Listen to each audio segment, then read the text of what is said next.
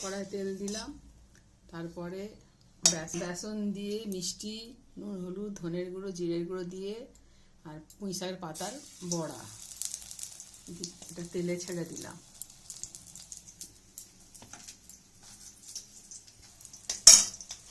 দিচ্ছি হালকা হালকা করে, বেশি কিছু মশলা দিই বানাই না, হালকা হালকা মশলা দিই। পেঁয়াজ রসুন তো বানাই না, নিরামিষই সব বানাই। এটা আমি এই পুঁই শাকের বড়াটা বানাচ্ছি। এবার বড়াটা ভাজা হয়ে গেছে, পাতার বড়াটা তুলে নিলাম থালাতে। আবার একটা ছেড়ে দিচ্ছি। হ্যাঁ, বড়াটা হয়ে গেছে। বড়াটা বানাবার কোনো বেশি কিছু ঝামেলা নেই।